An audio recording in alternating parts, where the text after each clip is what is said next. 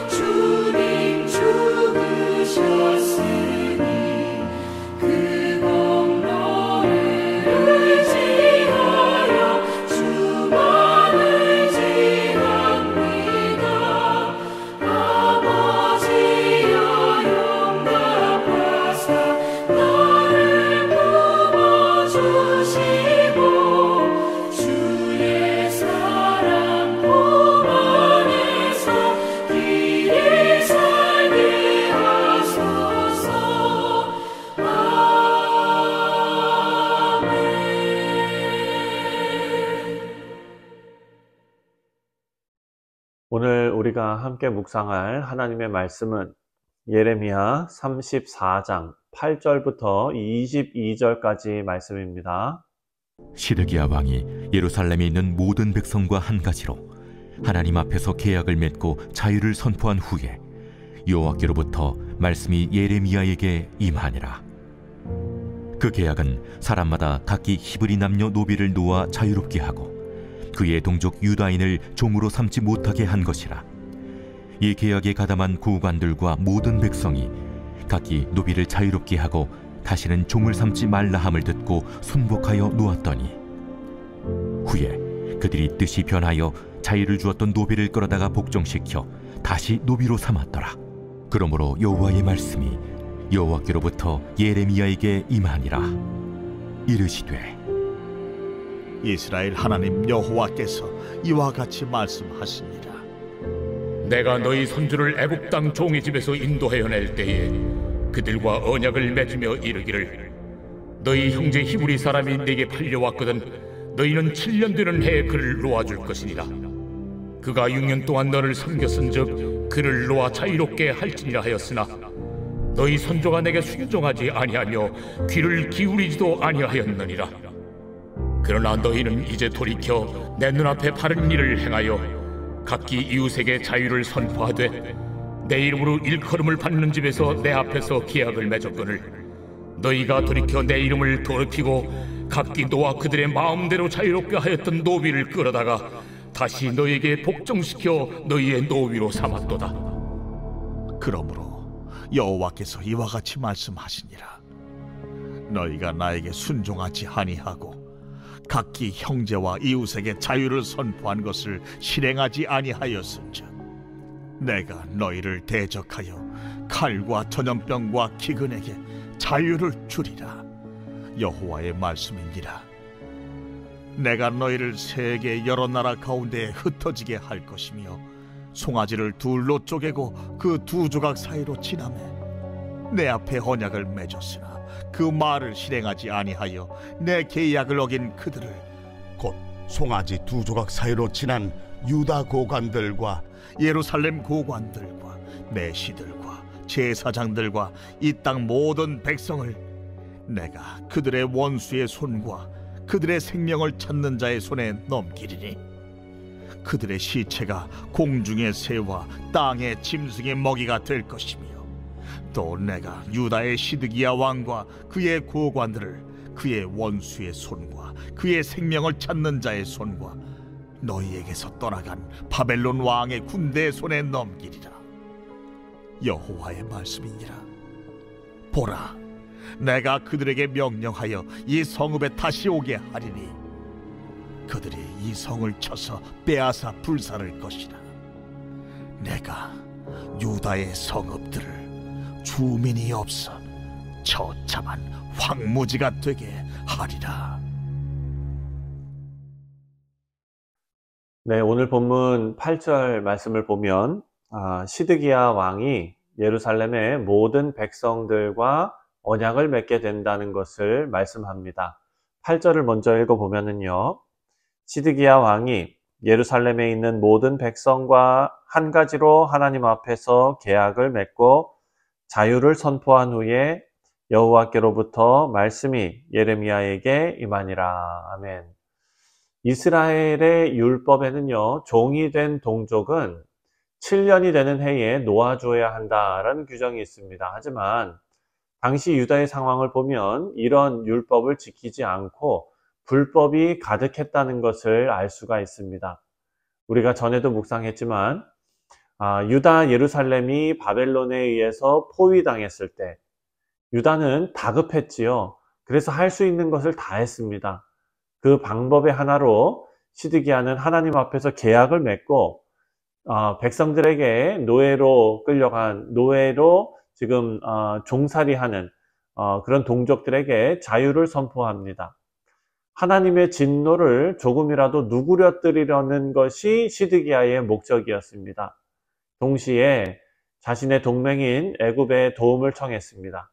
그런데 애굽이 바벨론을 견제하면서 군대를 보냈습니다. 그래서 예루살렘을 포위하고 있었던 바벨론이 조금 물러났습니다. 자, 여기에서 상황이 조금 나아지니까 시드기야의 마음도 바뀌어 버렸습니다. 11절입니다. 11절 말씀을 보면 후에 그들의 뜻이 변하여 자유를 주었던 노비를 끌어다가 복종시켜 다시 노비로 삼았더라. 여러분, 시드기야는요, 상황이 잠깐 동안 변하니까 바로 마음을 바꾸고 백성과 하나님 앞에 약속한 것을 깨뜨리고 노비를 끌어다가 다시 노비를 삼았다라고 말하고 있습니다. 하나님께서는 이 일을 책망하셨습니다. 16절입니다. 16절에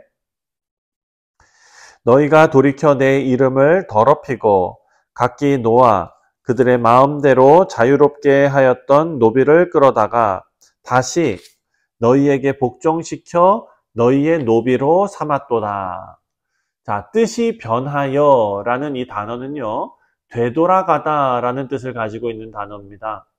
하나님께서 책망하신 것은 하나님의 이름 앞에서 하나님의 목전에서 맺은 언약을 무시하고 자신의 목표가 이루어지자마자 예전 상태로 되돌아갔다라는 것에 책망을 하고 있습니다. 이 일로 인해서 하나님의 이름이 더럽혀졌다라는 것입니다. 우리 사랑하는 성도님들, 이 부분에서 우리는 진정한 회개는 행동의 변화 이전에 마음이 변해야 한다. 마음의 변화가 함께 이루어져야 한다. 이것을 우리가 알 수가 있습니다. 바벨론 군대에 포위된 직후에 시드기야는 노예를 해방하고 하나님께 엎드리는 척 했습니다. 사실 율법은 같은 동족을 노예로 삼지 말라라고 가르칩니다. 하지만 어떤 상황 가운데 피치 못할 상황이 있어서 노예로 삼게 된다면 노예로 여기지 말고 품꾼으로 여기라 라고 기록되어져 있습니다. 그런데 왕이 노예를 해방시키는 법을 내려야 될 정도로 같은 동족을 노예로 삼는 일이 허다했다. 유다 사회에서는 너무나 흔한 일이었다라는 것을 우리가 알 수 있습니다. 그럼에도 불구하고 노예를 해방시키는 명령을 했다는 것은 어찌 보면 시드기야 왕에게는 큰 변화였습니다. 하지만 이것은 결과에서 볼 수 있듯이 진정한 회개가 아니었습니다. 예루살렘이 포위된 급박한 상황에서 하나님의 진노를 조금이라도 누그러뜨려 보기 위한 하나의 쇼였습니다. 시드기야의 행동은 마치 시드기야가 회개한 것처럼 보이게 했지만 실제로는 이기적이고 탐욕스러운 그들의 실체가 하나도 변하지 않았다는 것을 우리가 알 수가 있습니다. 우리 사랑하는 성도님들, 진정한 회개는 행동의 변화가 먼저가 아니라 마음의 변화가 먼저라는 것을 우리가 알 수 있습니다. 여러분, 요엘서에서도 이런 말씀이 나오죠. 옷을 찢지 말고 마음을 찢으라고 했습니다.